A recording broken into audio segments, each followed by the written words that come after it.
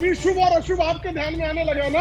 देखिए, आपसे हैदराबाद के चुनाव में जो सबसे अहम बात है जिस पर आप बहस भी कर रहे हैं, आप देखिए कांग्रेस, इनका जो भारतीय जनता पार्टी का अलायंस था कांग्रेस, वो कहीं बहस में नहीं आ रहे। सारी सीटें अगर किसी ने हरवाई हैं बीजेपी के एजेंट ने तो वो कांग्रेस है। तो आप उनको तो लेके नहीं आ रहे, उनसे पूछ नहीं रहे। तो वो बीजेपी का जो अलायंस था कांग्रेस वाला, वो कहाँ है? ये पूछिए तो इनसे एक बार। नहीं, आप जोड़ीदार बोल रहे हैं, उनसे पूछिए। माजिद हैदरी वहां उठा रहे हैं हाथ की, नहीं कुछ नहीं हुआ। जल्दी से माजिद हैदरी 20 सेकंड, फिर मुझे कश्मीर पर जाना है।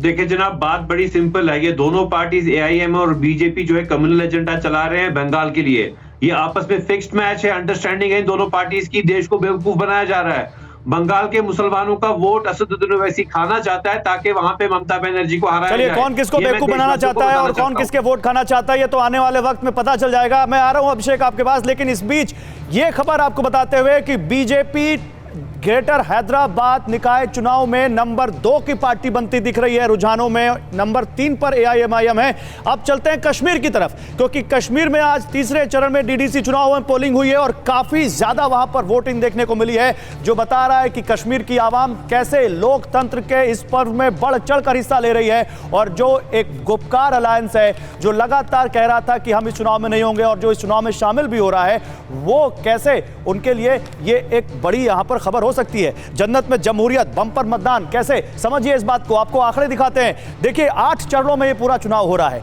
8 चरणों में पहला फेज 28 नवंबर को हो गया, दूसरा फेज 1 दिसंबर को हो गया, तीसरा फेज आज हुआ 4 दिसंबर को। बाकी 5 फेज 7 दिसंबर, 10 दिसंबर, 13, 16 और 19 दिसंबर को होने हैं। 22 दिसंबर को वोटिंग होगी और तब पता चलेगा कि जो जमहूरियत है जन्नत में, वो किसके ऊपर सबसे ज्यादा यकीन कर रही है, सबसे ज्यादा भरोसा जता रही है। लेकिन किस किस का दाव, ये समझिए आप। जम्मू कश्मीर का ये चुनाव 370 हटने के बाद बहुत अहम है। पहला चुनाव है डीडीसी का और वहां पर इस तरह से बढ़ चढ़कर वोटिंग करना लोगों का क्या बताता है।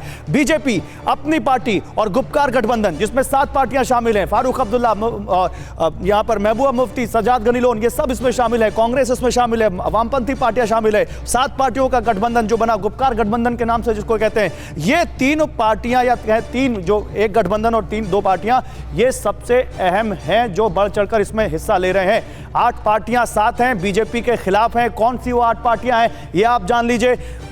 National Conference, PDP, Congress, Peoples Conference, CPI, CPIM, Awami National Conference और जम्मू कश्मीर पीपल मूवमेंट, ये सब साथ आए हैं बीजेपी के खिलाफ, 370 हटाने के खिलाफ। पहले तो इन्होंने इलेक्शन का बायकॉट करने की बात की, लेकिन फिर डीडीसी चुनाव में इन्होंने अपने कैंडिडेट उतार दिए।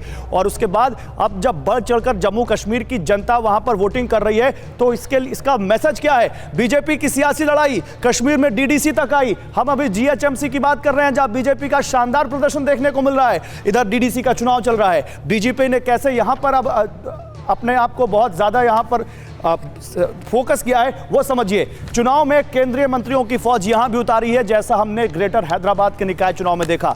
राष्ट्रीय स्तर के पदाधिकारी लगातार वहां पर कैंप कर रहे हैं। आपको याद होगा, हैदराबाद में भी राष्ट्रीय स्तर के पदाधिकारियों ने पूरा चुनाव मैनेजमेंट किया। बीजेपी ने रोशनी घोटाला का मुद्दा जोर शोर से उठाया है और यह बताया है कि कश्मीर के नेताओं ने आवाम का पैसे लूटे हैं, यह बताने की कोशिश की है। 25,000 करोड़ के घोटाले को जमकर भुनाया है बीजेपी ने और यह बहुत बड़ा मुद्दा रहा है पिछले कुछ दिनों में। बीजेपी का जम्मू कश्मीर के रहनुमाओं पर बड़ा आरोप है कि इन लोगों ने इस घोटाले से खुद को और अपने रिश्तेदारों को फायदा पहुंचाया है। बेशकीमती जमीन कौड़ियों के भाव में खरीदी है इन लोगों ने, यह बीजेपी का आरोप है और यह मुद्दा रहा है इस चुनाव में। इसके बाद पूरे चुनाव में कहीं ना कहीं इसका असर देखने को मिल सकता है। न्यूज़ टॉप 9 रोज सुबह 7 बजे और शाम 7 बजे सिर्फ TV9 भारतवर्ष पर।